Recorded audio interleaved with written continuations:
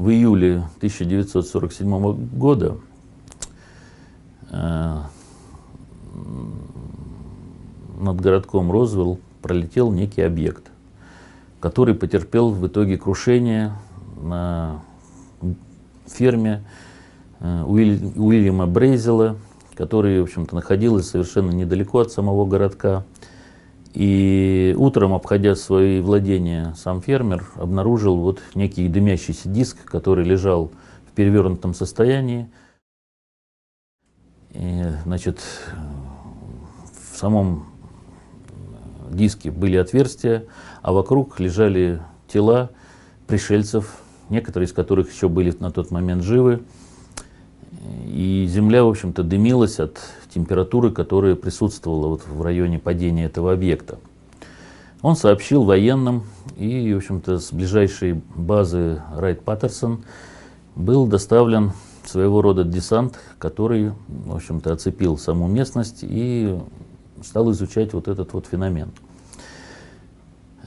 Ну, по многим сведениям, которые сейчас обсуждаются в уфологических кругах, значит, идет очень большой, значит, процесс, ну, споров вокруг самого этого события. Не будем да. о Розвиллском инциденте. Ну да, дело в том, что именно это послужило толчком к тому, что появилась необходимость изучать влияние неких потусторонних сил, летающих на объектах, неопознанных летающих объектах или НЛО, на территории Соединенных Штатов, которые стали замечать очень часто, стали поступать сведения из различных совершенно кругов, то есть и от гражданских пилотов, и от военных пилотов, о том, что вот есть такое внимание к Америке со стороны, ну, чужих, то есть непонятной цивилизации, которая, в общем-то, проявляет свое влияние именно на территории США.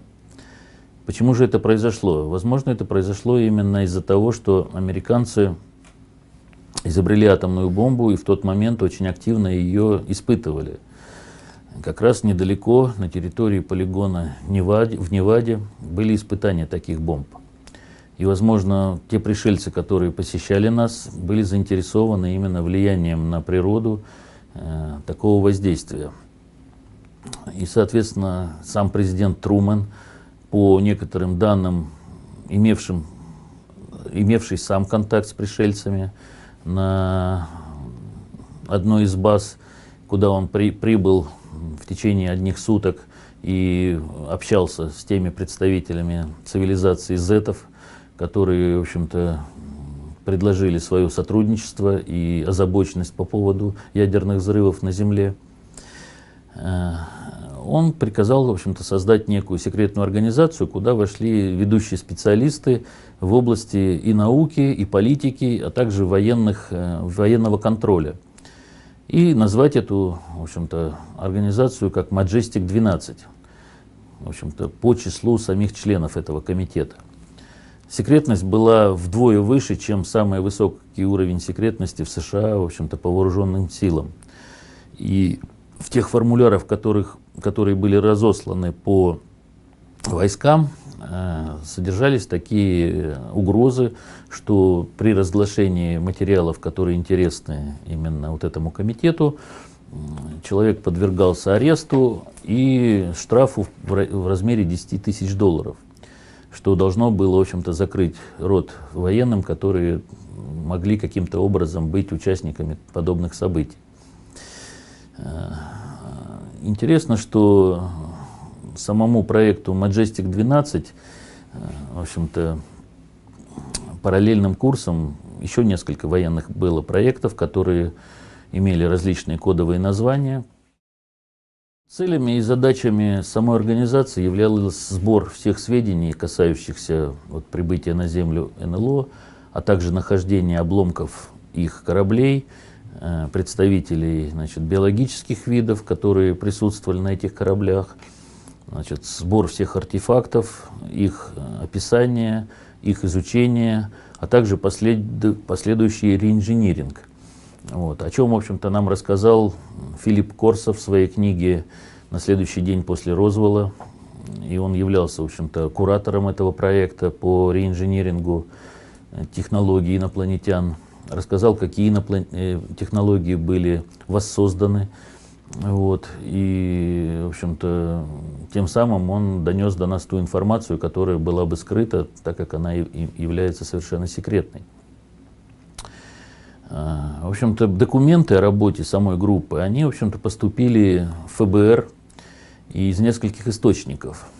И до сих пор ведутся споры среди уфологов, являются ли эти документы действительными, или это все-таки вброс какой-то информационный. Вообще, вот если разбираться по поводу вбросов, то, соответственно, скрыть истину гораздо проще, выставив ее на показ, но убрав те детали, которые действительно имеют серьезную, допустим, какую-то техническую заинтересованность у правительственных кругов. То есть никогда не было представлено материальных свидетельств нахождения, значит, НЛО на территории Соединенных Штатов, не было рассказано о тех технических подробностях, с помощью которых воссоздавались такие летательные аппараты или двигательные установки. Но сами факты вот, нахождения этих пришельцев, наблюдения таких летающих объектов, они, в общем-то, стали достоянием гласности. И мы не можем на 100% быть уверенными в том, что вот эти факты, они правдивы. Потому что среди правдивых фактов всегда закрадываются некие сомнительные, значит, сообщения, некие сомнительные документы, которые не находят подтверждения.